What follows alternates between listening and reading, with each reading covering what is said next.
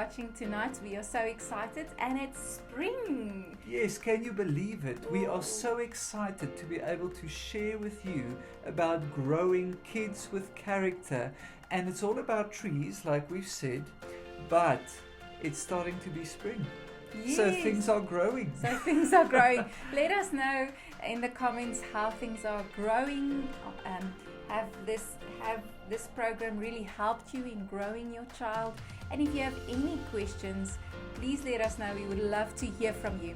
But tonight I want to focus a little bit on another part. So if you are ready, and if you are somebody that loves gardening, please let us know. We would love to hear from you. We love a beautiful garden, but we are not always the best at gardening. So I just want to quickly use the example of a vegetable garden tonight. When you do put together a vegetable garden in the season, the aim is that you're going to be self-sufficient, and that you're going to, get the cucumber from your vegetable garden. It's such a noble cause. It's just amazing to do it. You get so excited about it. Yeah. But when the tacky hits the tar. Yeah. So when we do put together a vegetable garden, if you put it together and the soil is just perfect. You have fertilizer in there. You plant it at the perfect time of the year, and the sun is shining. You give it enough water, and after a week or so, you look at your garden and it just looks amazing, and you think, wow, we've done just an amazing job putting this together. Then the next morning, you wake up to find that snails and spiders and worms got hold of your vegetable garden. What a disappointment. I mean, that is just, you've done absolutely everything right. So what you then do is you pull out your powders and your sprays and everything to kill those bugs and to make sure that your plants actually survive. So then you end up doing that, and then a week later you find, okay, everything is better, the snails are staying away, and an unexpected hailstorm hits goodness. you. Just and terrible. it's just another thing. And there you are, your vegetable garden is completely destroyed, and you are kind of discouraged. I mean, the discouragement that comes with that is just horrible. Then you end up just covering your vegetable garden. You cover it with a net or with something to even keep the birds out. You try to think ahead, what can go wrong, and you try and fix it before the time. And so working with a vegetable garden and preparing a vegetable garden is really, really hard work. And I've learned this week, we've actually put together a small little vegetable garden.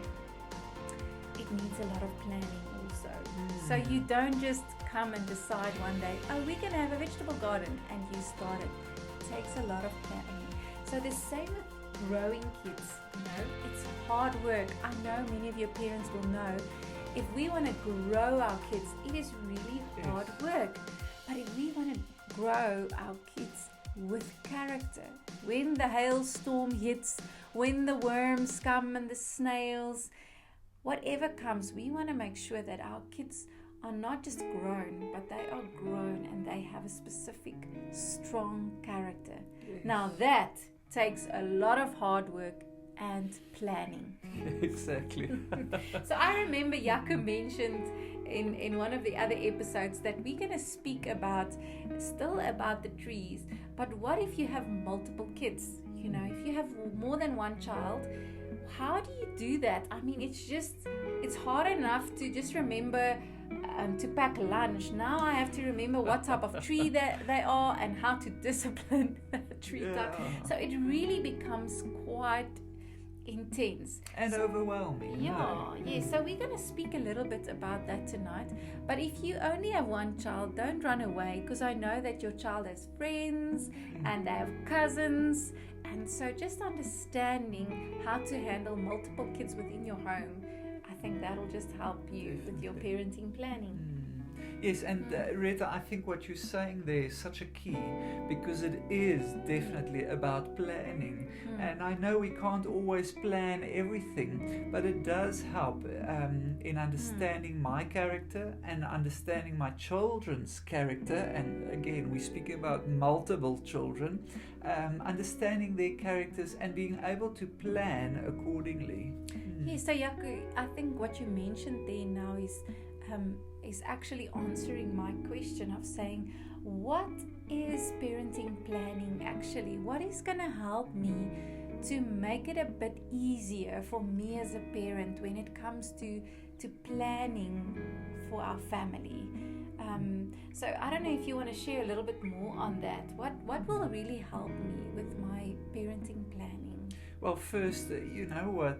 There was this wonderful slogan that we found. I'm not sure where actually, but it said that families that plan and set goals together can move mountains. And I just think that is so true, Rita. And I think if you as a family can set some goals together, that helps a lot. And I think, like I just sort of quickly referred to earlier, what really helps is to understand your own character, your own temperament, and then also understanding the character and the temperament of each one of your children.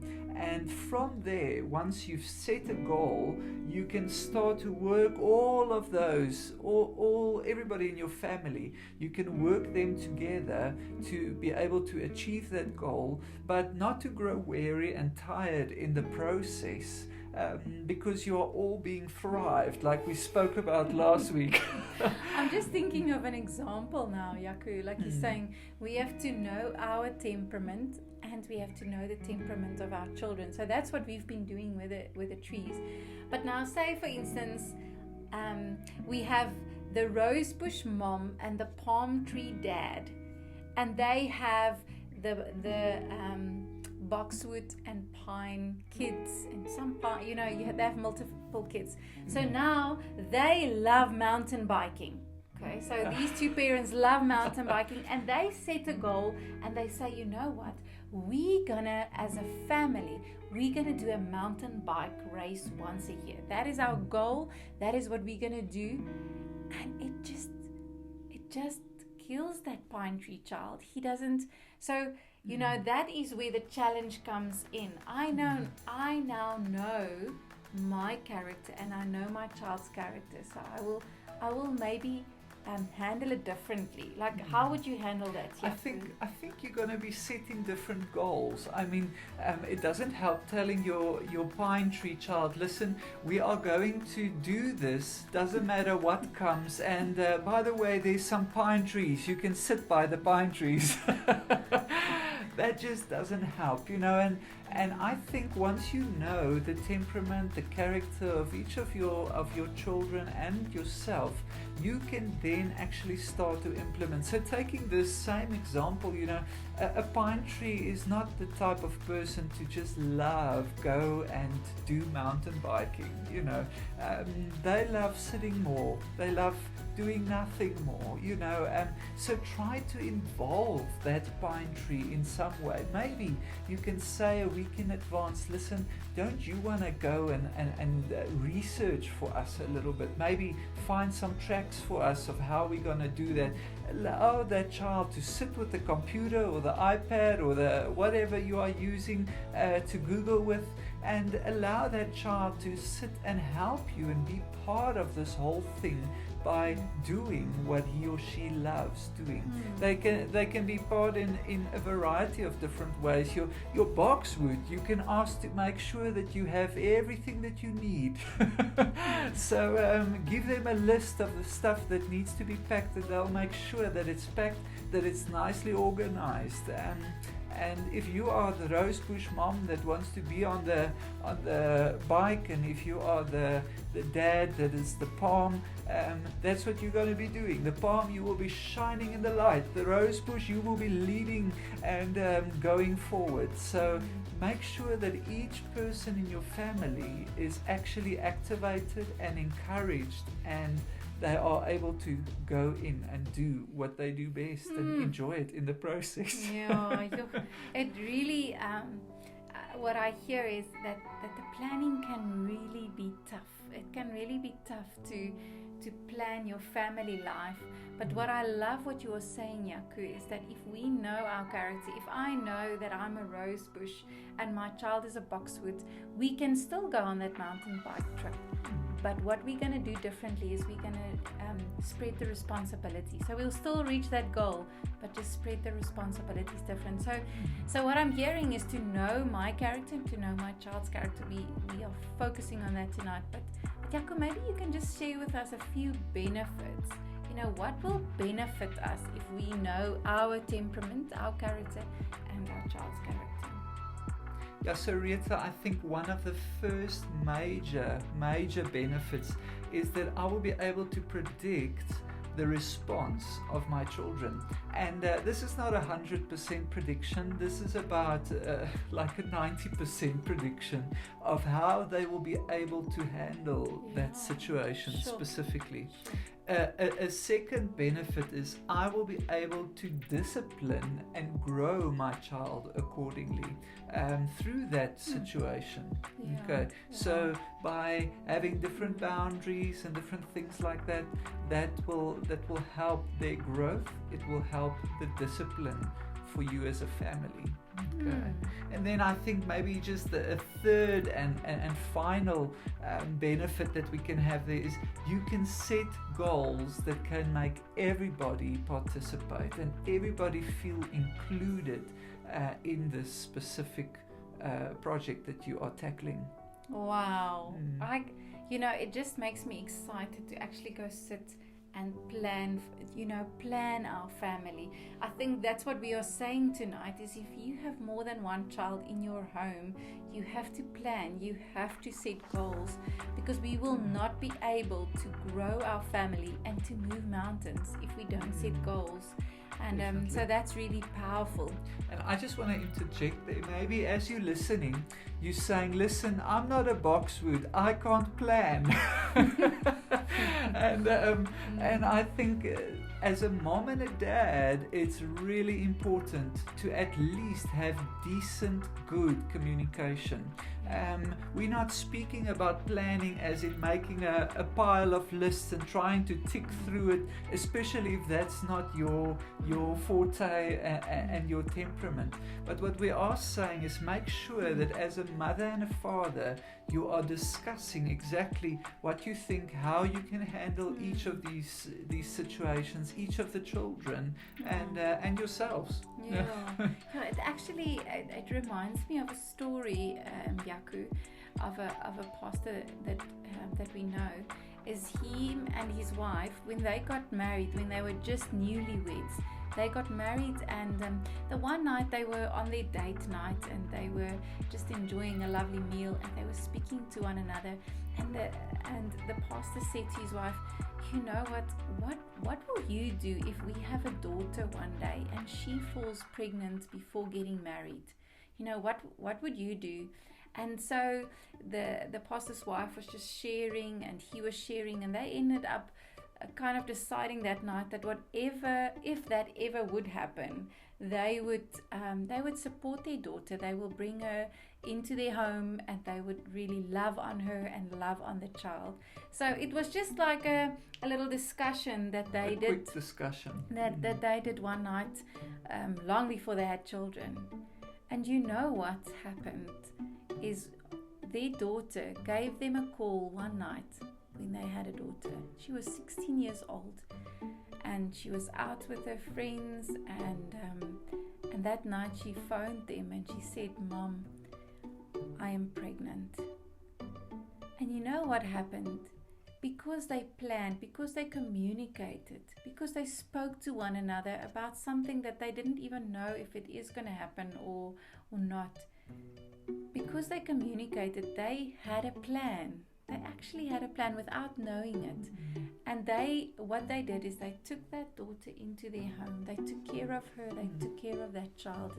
And that is so amazing, the value, like you said, Jaco, the value of communicating with one another, and that sometimes involves plans. It's not this list like Jaco said. Yes, so I think for the purposes of this discussion tonight, we're saying planning and communicating is very close to each other. Okay, and just to clarify that, when we are saying planning or communicating, it's the husband and the wife discussing, speaking, or planning. If you are boxwood parents, you're going to have your list and boxes, and that includes all of those things. Jaco, I'm just thinking of all these examples coming up, and parents sharing testimonies of, them having a different temperament than their child, and actually the benefits of knowing my character, knowing my child's character. But there's just an example that I thought of now, two peace-loving parents. Let's say that's us. Maybe some of you watching tonight, you can agree with this. Two peace-loving parents, they just love calmness in their home, wherever I can think of a few couples like that now. So should we type the names? You know who you are. Just peace-loving. They just love life, and they are full of peace. They get a baby, and the first time these two open the blanket, they look at this baby, and this baby is wiggly and busy, and as she grows up, she's a very busy person, always busy with something, doesn't like to just lie down, or she has a high-pitched voice, and later on you realize she's quite tempered, there's quite a temper in her as well, and she wants to be in control, and these two peace-loving parents, the best they know to do is just to control this child, set the boundaries, make sure she stays calm, brings her in the home, because that's the best they know what to do. But what we sometimes wonder is when that child grows up and leaves the home, they bounce back into their original shape. So what happens is they all of a sudden get back into being high-tempered, being so busy. They come across rebellious, it's just wild, they cannot find a job and stick to a job. It's just the busyness. And if only we knew, if only the two parents knew the character of their child and their own character, they would have set an atmosphere where they can grow and nurture this child to use their temper to actually to use it for determination, So you grow that character, that temper, to channel it so that they become determined. Their busyness, actually, I'm just thinking here, their busyness, you grow it, not just calming them, but grow it so that they become very productive people. When they put their hands to something that they finish it. So if we know our child's character and nature, we will be able to nurture it in such a way that they don't become rebellious, but they become determined leaders. Yes. It's so true, and I think, it's so easy for parents in such a situation to just say, listen, but I have a naughty child, When God dealt out all the naughty kids, I got one. And I think that's just simply not true. It's not necessarily naughtiness. It's just a temperament situation. It's just a way of handling things, and as parents we do not always understand it, and we tend to make it even worse just because we're not handling it with understanding. So I think that understanding is so key, Jaco. It's so key. If we can only understand who we are. I'm just thinking of us, and I know you parents watching tonight, you can already see certain situations that the way you handled it was because we treat all our kids the same. That's how we grew up. We grew up in a home like that everybody gets the same discipline, everybody gets the same treatment, and that is not bad, because we need to be fair also. But But I think what really encouraged me was that I don't want to just grow my children. I want to grow my children with character, and that's why I need to observe their individual temperament and grow that. Yeah, so I can really see the importance of that. Yeah, so I'm also now thinking just of another example. You sort of get the opposite. You know, you get two parents who just got married. They are both like very high achievers. They always got amazing marks at school. They do sport. They do all these things, and they just win everything. You know, the trophies just line up every wall in the house, and they just really good achievers. And you know, they fall pregnant, and I've always wondered, you know, what does falling pregnant mean? Because it does indicate that you're falling, you know. Sometimes it does feel like that. But so they fall pregnant, and the first day they look at this baby, they just see the most peaceful child they've ever seen. And originally they thought, man, this is such an awesome baby. This baby sleeps perfectly, like everything in the book that says this is how a baby should sleep, or this is how a baby should be. This baby does it just perfectly like that, you know. And they don't have late nights or early mornings. It's just beautiful. And as that child grows up, they start to see, but this child is just never naughty. They never throw toys all over. They always pack up their things. It's just such a brilliant child to work with, you know. And later on, they start to push this child into doing some sport, and maybe also doing mountain biking, since we've been speaking about that. Maybe they want him to do some jogging or ballet or any type of sport, and this child just doesn't want to get into it. And every time the marks come out at school, the marks are like just over average. It's not amazing, it's not good, it's just sort of average, you know.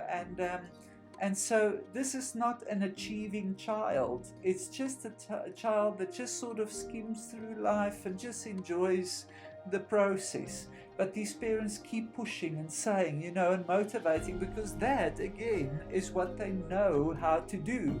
Because they know how to motivate, because they are achievers themselves. They motivate themselves. And so they keep on doing this and pushing this, and this ends up being a massive, massive stress, not only for the child, but also for the parents. It creates a frustration in the home, and it creates irritation. Why?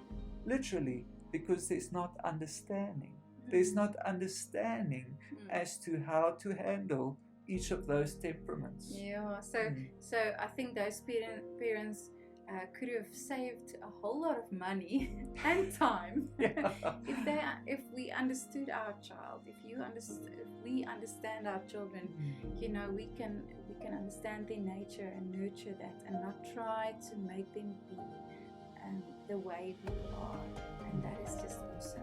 Yeah. Yes. So I think tonight, what really stood out and what we want to leave with you, and I believe even with ourselves, is that we must understand who God has created us, and we must understand who God created our children to be, and we must nurture that and grow that. That's our responsibility as parents, is to really look after our children and to grow them. So it really makes me excited to know that we can walk this journey with a little bit more understanding. And I hope that if you are watching tonight, that you, every program that we're doing for empowering parents the next few weeks will be focused on understanding your character, understanding your child's character, and how to nurture that. Yes, and I think I just want to reiterate, if you have multiple children in your home, planning is a massive key. Planning is a key, and again, planning in the form of discussing between husband and wife. So discuss and plan how you will handle every situation. And we're going to be speaking about discipline and how you can discipline your children in different ways. But discipline is just one conversation. There are other conversations of like, how are we going to do our holiday this year? How are we going to wash the car?